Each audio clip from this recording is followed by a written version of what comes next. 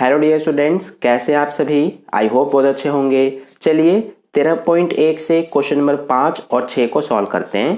तो देखिए question number 5 में हमसे क्या कहा गया है, एक घनाकार ब्लॉक के एक फलक को अंदर की ओर से काटकर एक अर्धगोलाकार गड्ढा इस प्रकार बनाया गया है कि अर्धगोले का व्यास घन के एक किनारे के बराबर है। शेष बचे ठोस का पृष्ठीय क्षेत्रफल ज्ञात कीजिए। तो देखिए डियर स्टूडेंट्स, इस क्वेश्चन के लिए हमारी कुछ इस तरह से एक आकृति बनेगी, क्योंकि क्वेश्चन में हमसे कहा गया है कि एक घनाकार ब्लॉक के एक फलक को अंदर की ओर से काटकर एक अर्धगोलाकार गड्ढा बनाया गया है। तो मान लीजिए कि ये हमारा घनाकार ब्लॉक है, इसके ऊपर वाला जो फलक है वहां से काटकर एक अर्धगोलाकार गड्ढा इस तरह से बनाया गया है। तो हमसे कहा गया है कि इस ठोस का पृष्ठीय क्षेत्रफल ज्ञात कीजिए। तो देखिए कैसे करेंगे, इसके लिए क्या करेंगे हम कि सबसे पहले जो ये घन है इसका कुल पृष्ठीय क्षेत्रफल निकालेंगे और उसमें हम अर्धगोले का वक्र पृष्ठीय क्षेत्रफल जोड़ देंगे और उसमें से वृत्त का क्षेत्रफल घटा देंगे। ऐसा क्यों करेंगे हम, क्योंकि देखिए मान लीजिए थोड़ी देर के लिए कि हमें इस ठोस पर पेंट करना है, तो आप ये देखिए कि हम इस ठोस पर कहाँ कहाँ पर पेंट कर सकते हैं। एक तो इस घन के चारों ओर कर सकते हैं और इसके नीचे कर सकते हैं, और इसके अलावा ऊपर सिर्फ हम वहां कर सकते हैं जहां जहां पर जगह बचा हुआ है। देखिए अगर आप इस ठोस को ऊपर से देखेंगे तो आपको कुछ इस तरह से नजर आएगा।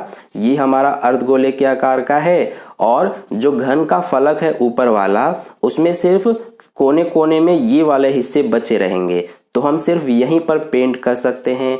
ठीक है, इसीलिए हम घन का कुल पृष्ठीय क्षेत्रफल निकालेंगे और अर्धगोले का वक्र पृष्ठीय क्षेत्रफल निकालेंगे, क्योंकि अर्धगोले के सिर्फ चारों तरफ हम पेंट कर सकते हैं। और वृत्त का क्षेत्रफल इसलिए घटाएंगे क्योंकि जो ऊपर वाला फलक है घन का, उसके हम ये जो हिस्सा आप देख रहे हैं वृत्त के आकार का, इस पर पेंट नहीं कर सकते हैं क्योंकि हवा में तो पेंट हो नहीं पाएगा, इसीलिए हम इस वृत्त का क्षेत्रफल घटाएंगे। ठीक है, तो चलिए अब हम करते हैं। तो सबसे पहले हम जो हमारा घन है तो घन की भुजा लिख लेते हैं। ठीक है, तो ये हो जाएगा घन की भुजा यानी कि ए। तो क्वेश्चन में देखेंगे आप ध्यान से, तो हमें घन की भुजा नहीं दी गई है, तो इसको हम मान लेंगे, इसको हम एल मान लेते हैं। आप कुछ और भी मान सकते हैं, आपकी मर्जी है।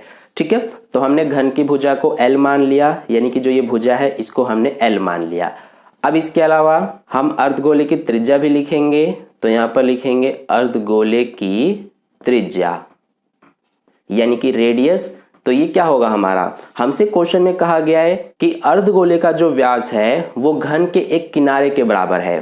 तो देखिए अर्धगोला जो है हमारा कुछ इस तरह से ऊपर से नजर आएगा, तो इसका व्यास ये पूरा हो जाएगा। तो ये हमारा कितना होगा, हमसे कहा गया है कि घन के एक किनारे के बराबर है, तो घन का किनारा ये हो गया यहां से यहां तक। तो इसको अगर हमने एल माना है तो ये भी हमारा व्यास जो है अर्धगोले का ये एल ही होगा। ठीक है, तो ये हमारा व्यास हो गया एल।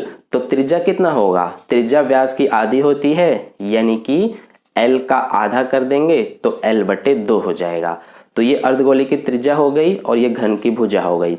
अब हम ठोस का पृष्ठीय क्षेत्रफल बताएंगे, तो यहां लिखेंगे ठोस का पृष्ठीय क्षेत्रफल। अब कैसे बताएंगे हम, इसके लिए मैंने आपको शुरू में ही बता दिया कि सबसे पहले हम घन का कुल पृष्ठीय क्षेत्रफल निकालेंगे। तो यहां पर लिख लेते हैं घन का कुल पृष्ठीय क्षेत्रफल, और इसमें हम क्या जोड़ेंगे, अर्धगोले का वक्र पृष्ठीय क्षेत्रफल, और इसमें से हम घटा देंगे वृत्त का क्षेत्रफल। ठीक है, तो अब देखिए हमारा क्या होगा, हम इसमें सबका सूत्र लिखेंगे। घन का कुल पृष्ठीय क्षेत्रफल का क्या सूत्र होता है, ये होता है 6a स्क्वायर, प्लस में अर्धगोले का वक्र पृष्ठीय क्षेत्रफल क्या होता है 2πr स्क्वायर, माइनस में वृत्त का क्षेत्रफल होता है πr स्क्वायर।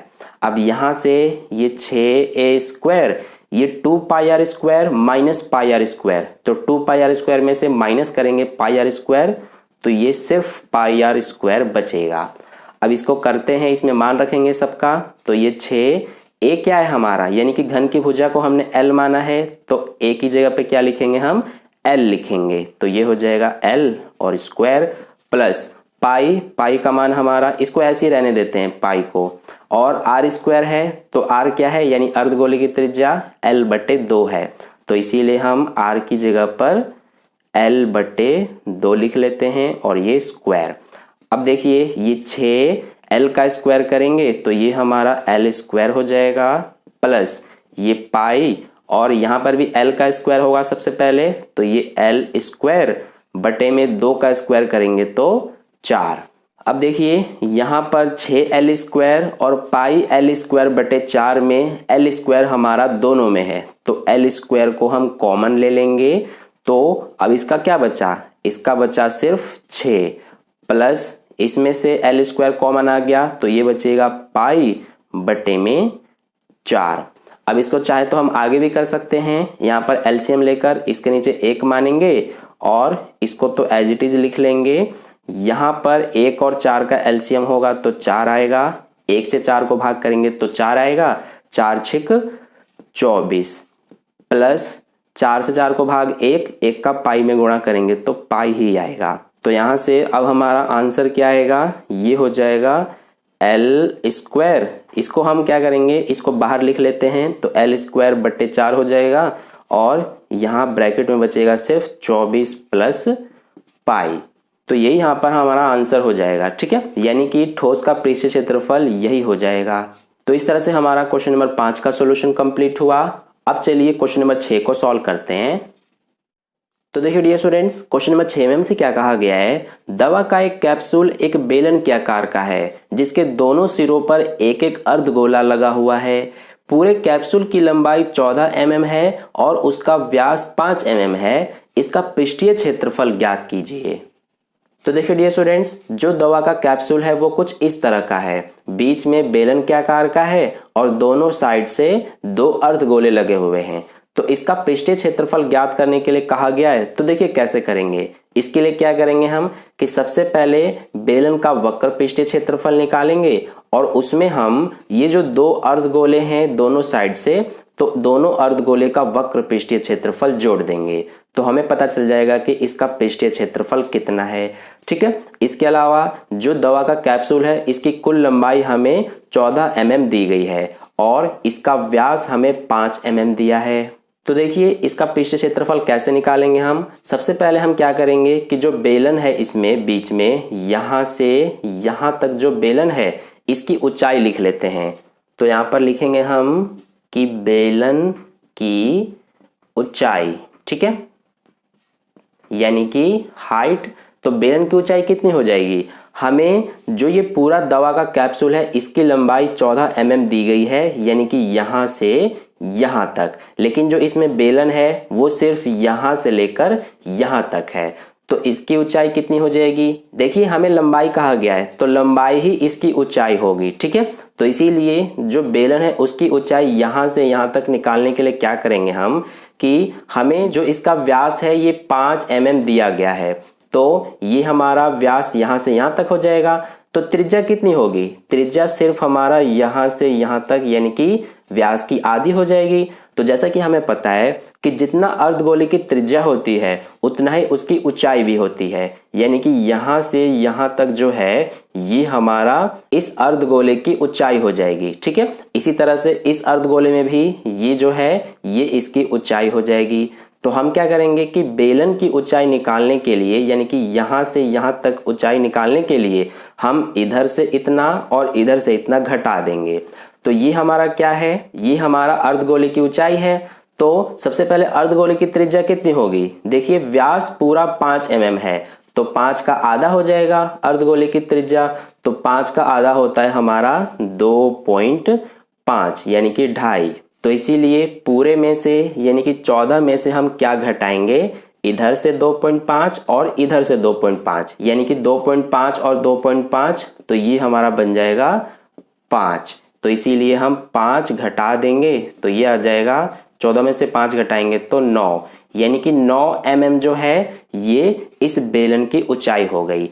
इसके अलावा बेलन की त्रिज्या भी हम निकालेंगे। तो बेलन की त्रिज्या यानी कि रेडियस, तो ये कितना हो जाएगा, ये जैसा कि हमें पता है कि पूरा हमारा 5 mm है तो ये हमारा त्रिज्या हो जाएगी इसकी आधी यानी कि 2.5 mm, ठीक है। इसके अलावा हमें अर्धगोले की भी त्रिज्या की जरूरत पड़ेगी, तो यहाँ पर लिख लेते हैं अर्धगोले की त्रिज्या। यानी कि रेडियस, तो ये भी हमारा उतना ही होगा 2.5 mm। अब देखिए हम कैप्सूल का पृष्ठीय क्षेत्रफल बताएंगे, तो यहाँ पर लिख लेते हैं कैप्सूल का पृष्ठीय क्षेत्रफल। तो कैप्सूल का पृष्ठीय क्षेत्रफल हमें कैसे पता चलेगा? इसके लिए जैसे कि मैंने आपको अभी बताया कि सबसे पहले हम बेलन का वक्र पृष्ठीय क्षेत्रफल निकालेंगे और इसमें हम जोड़ देंगे 2 अर्धगोले का वक्र पृष्ठीय क्षेत्रफल।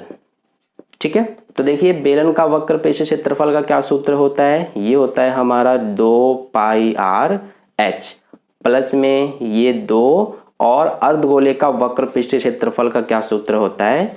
ये होता है 2πr²। अब यहां से देखिए 2πr/h और ये 2πr², इन दोनों में हमारा 2πr और 2πr कॉमन है। तो सबसे पहले हम 2πr को कॉमन ले लेंगे, तो इसका अब h बचा प्लस ये 2 और इसमें देखिए 2πr तो कॉमन आ गया, यहाँ पर r² था, एक r कॉमन आ गया तो इसके पास अभी एक r बचा हुआ है। ठीक है, अब इसमें मान रखते हैं, तो ये 2 पाई का मान हमारा क्या हो जाएगा 22/7 और r जो है यानी कि रेडियस, तो ये हमारा 2.5 है, तो 2.5 लिखेंगे।